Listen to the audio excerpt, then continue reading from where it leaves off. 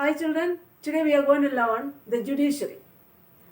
The judiciary, the Supreme Court. Now what is the position of the Supreme Court? The position of the Supreme Court is the apex court of India. Now where is it seated? Where is the seat of this Supreme Court? The seat of the Supreme Court is in New Delhi. How many judges are there? As per our text, it is 30 judges and 1 Chief Justice. But recently it has changed into 34 judges. Now when this judiciary was established, January 28, 1950, the judiciary was established. Now who appoints the Chief Justice? The Chief Justice is appointed by the President. Now, what is the term of the office? The term of the office of a judge is till they attains the age of 65 years, they can hold the office. Okay, they can hold the office till they attains the age of 65. Judiciary. Now, judiciary, when we talk about the judiciary, judiciary is a third organ of the union government. So the legislative branch make laws and the executive carries them out, and it is the duty of the judiciary to interpret or explain what this law means and to punish those who violate or those who break the laws. What is the need for judiciary? What is the need for judiciary? The judiciary, the need is to interpret the constitution. So according to the provision of the constitution, the federal setup of government, like the central government and the state government, should go accordance with the constitution. That is what it says, to interpret the constitution. Then comes to protect the fundamental rights. Then also to maintain the supremacy of the constitution. That means, it means that they can meet the new situations. And also our India is having a single unified judicial system. That means there are no separate law for anyone. There are no separate law, and a single civil and criminal system operates throughout the country. That is what a need for judiciary. That is to interpret the constitution, to protect the fundamental rights, to maintain the supremacy of the constitution. This is what the need for a judiciary. Now, what is the composition of the Supreme Court? So, at the commencement of the Constitution, there were 8 judges, including the Chief Justice of the Supreme Court, and other judges will be there. That means, overall, 8 judges should be there at the commencement of the Constitution.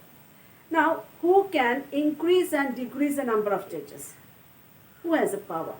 The Parliament can increase or decrease the judges as when required. Now, the Supreme Court of India, I told you, it has 1 Chief Justice and 30 other judges. But now it has increased to 34. So, the constitutional validity of laws of the center of the state depends upon the Supreme Court. For every other cause, appeal or matter, the bench consists not less than 3 judges. Appointment of the judges. Now, who appoints the judges? Who appoints the Chief Justice? I already told you. The Chief Justice is appointed by the President. Now, same way, the appointment of judges is also done by the President in consultation with the Union Council of Ministers, the Chief Justice of India, and such other judges of the Supreme Court or the High Court. So that is how the appointment of judges is done. Every judge of the Supreme Court is appointed by the President in consultation with the Union Council of Ministers, the Chief Justice of India, and such other judges of the Supreme Court or High Court. Now, what is the qualification of a judge to be appointed in the Supreme Court? Now, it must have been, or the judge must have been a judge of one or more high courts for 5 successive years. Must have been a judge of one or more high courts for 5 successive years.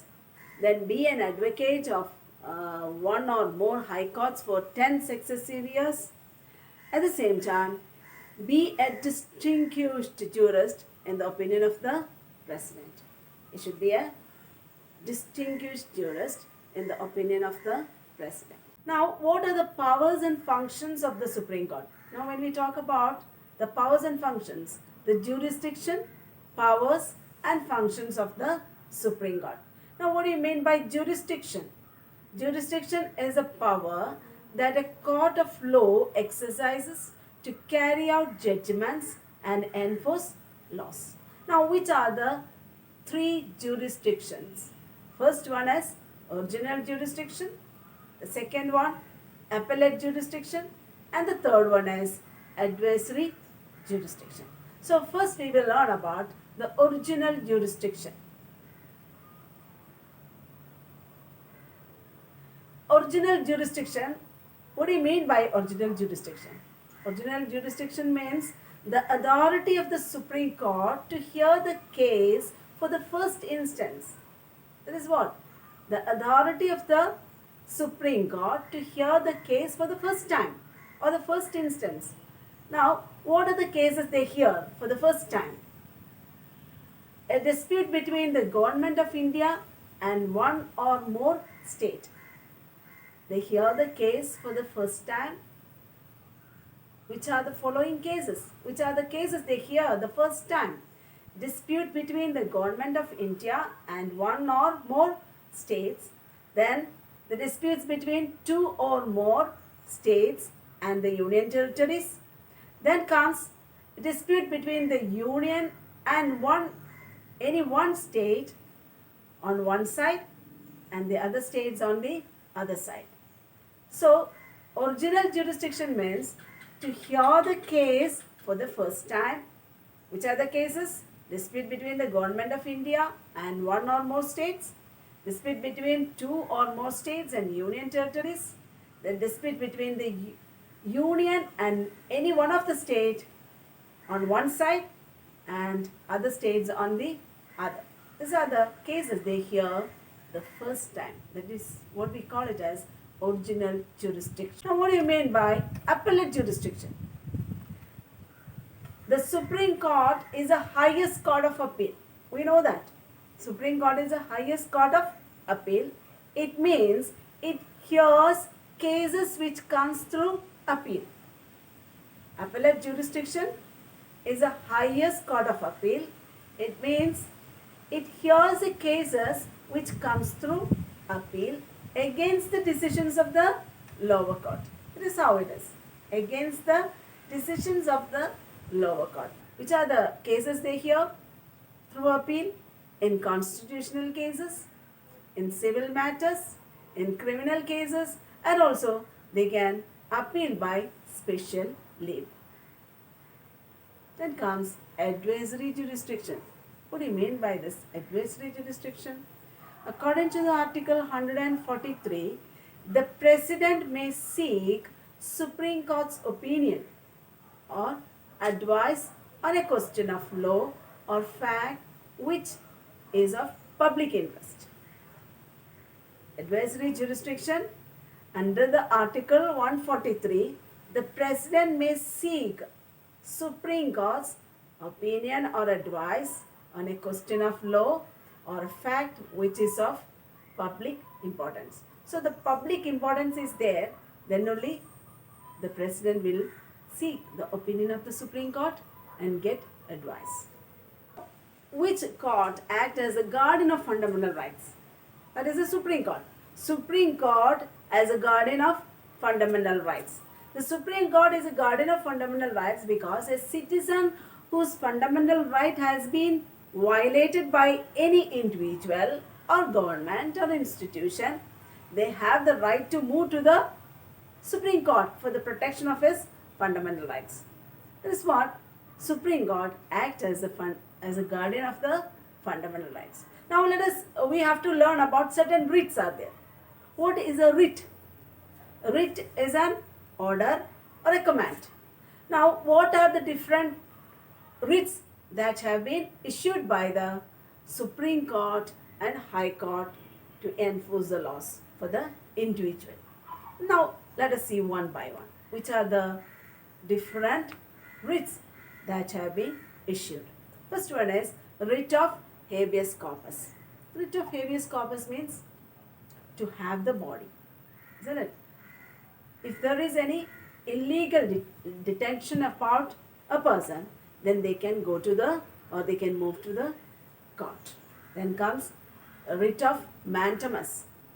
Writ of mandamus means we command. Then comes writ of prohibition. Then comes writ of certiorari. Then the last one is writ of quo warranto. These are some of the writs issued by the Supreme Court or the High Courts to protect the fundamental rights of an individual. Now, what do you know about the judicial review? It's very important to learn these terms. Judicial review means the power of the court to interpret the Constitution and determine the validity of the law passed by legislature or an act of the executive. So, it is the power of the court to interpret the Constitution. That is what we call it as judicial review. Then comes court of record. Court of record means the decision and the decrees of the court are kept as precedents for future reference in the dispensation of justice. How? They have to keep a record. Already the case have been taken out, but still they have to keep it as a record for future reference. That is what we call it as court of record. Court of record means the decision and the decrees of the court are kept as precedents for future reference in the dispensation of the justice. Now let me conclude the lesson here. The judiciary, the Supreme Court. We have already learned about the position of the Supreme Court is the apex court of India. Now where is it seated? It is in New Delhi. Then who appoints the Chief Justice? The President. Then what is the term of the office? They hold the office till they attain the age of 65 years. Then we learned about the three jurisdiction: original, appellate and adversary. These are the jurisdiction, powers and functions of the Supreme Court. Then we learned about the different writs to protect the fundamental rights. Then we concluded with the judicial review and the court of record. So keep all this in your mind and learn. Thank you.